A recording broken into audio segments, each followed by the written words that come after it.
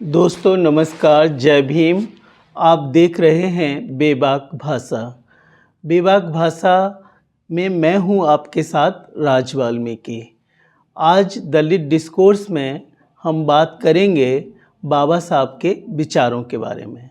जैसा कि आप जानते हैं, आज है 6 दिसंबर और 6 दिसंबर बाबा साहब का परिनिर्वाण दिवस होता है।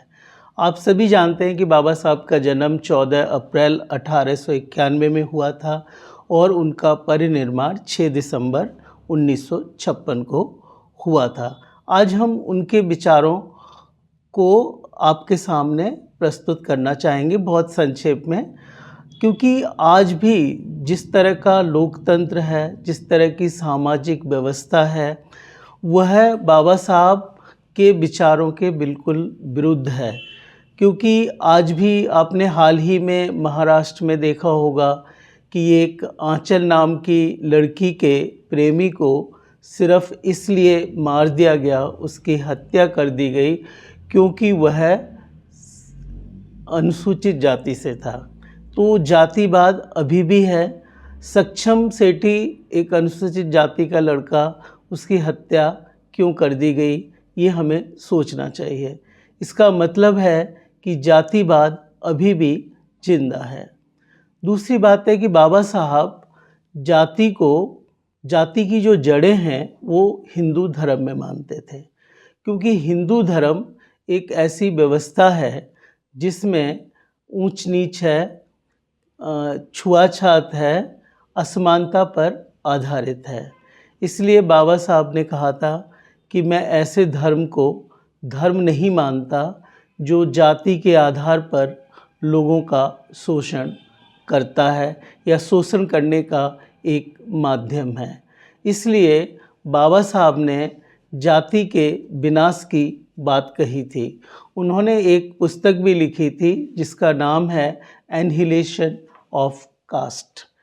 इससे पता चलता है कि बाबा साहब जाति व्यवस्था का खात्मा चाहते थे, किंतु ऐसा है नहीं। अभी भी बाबा साहब जिस तरह का लोकतंत्र चाहते थे, जिस तरह का धर्म चाहते थे, जिस तरह के मानवतावादी विचार चाहते थे, वह आज भी नहीं है। यही कारण है कि बाबा साहब ने हिंदू धर्म का परित्याग कर दिया था। उन्होंने कहा था कि हिंदू धर्म में जन्म लेना मेरे बस में नहीं था, लेकिन मैं हिंदू होकर मरूंगा नहीं। और साथियों, आप जानते ही हैं कि उन्होंने बौद्ध धर्म स्वीकार कर लिया था। लेकिन आज की जो व्यवस्था है, आज जिस तरह मनुवाद की वापसी हो रही है, जिस तरह हिंदू राष्ट्र की बात की जा रही है, इसके बारे में बाबा साहब ने बहुत पहले ही आगाह कर दिया था। उनकी एक पुस्तक है Pakistan and the partition of India. उसमें उन्होंने जो अपने विचार रखे हैं, मैं ज़रा पढ़ के आपको सुना देता हूँ। उन्होंने कहा था, अगर हिंदू राज सचमुच एक वास्तविकता बन जाता है तो इसमें संदेह नहीं कि यह देश के लिए भयानक विपत्ति होगी। चाहे हिंदू कुछ भी कहें, हिंदुत्व स्वतंत्रता, समता और बंधुत्व के लिए खतरा है। इस दृष्टि से यह लोकतंत्र से मेल नहीं खाता। हिंदू राज को हर कीमत पर रोका जाना चाहिए। लेकिन आज जो परिस्थितियां हैं वो बिल्कुल विपरीत हैं। आज ज़्यादातर हिंदुत्ववादी लोग हिंदू राष्ट्र की परिकल्पना कर रहे हैं, हिंदू राष्ट्र की स्थापना करना चाहते हैं।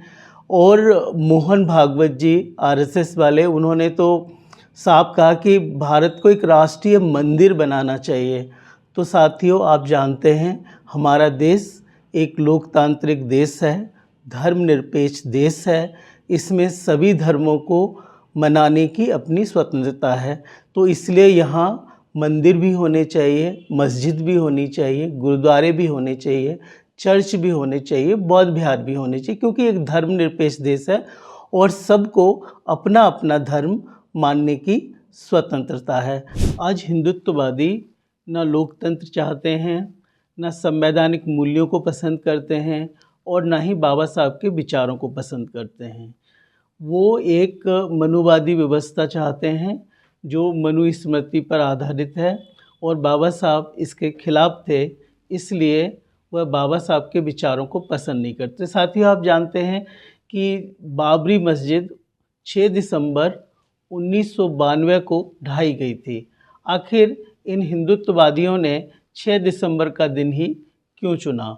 वे चाहते थे कि इस सांप्रदायिकता को बढ़ावा मिले और बाबा साहब के वैल्यू को डाइल्यूट किया जाए। लेकिन बाबा साहब भारत के वो सितारे हैं, वो सूरज हैं, जिन पर इस तरह की धूल फेंकने वालों का कोई असर नहीं होगा।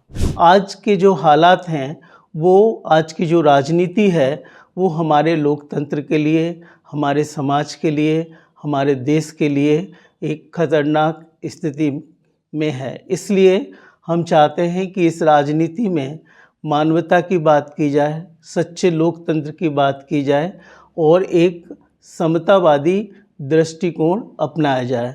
लेकिन आजकल ऐसा है नहीं। मौजूदा दौर की जो राजनीति है, उस पर मैं अपनी बात मुकुल सरल जी की गज़ल की कुछ पंक्तियों के साथ समाप्त करना चाहूँगा। उन्होंने लिखा है, नया भारत बनाया जा रहा है, हमें हमसे डराया जा रहा है। नया भारत बनाया जा रहा है, हमें हमसे डराया जा रहा है। उजाला जो दिखाया जा रहा है, हमारा घर जलाया जा रहा है। ये हिंदू हैं, ये मुस्लिम, सिख, ईसाई, ये क्यों फिर से बताया जा रहा है।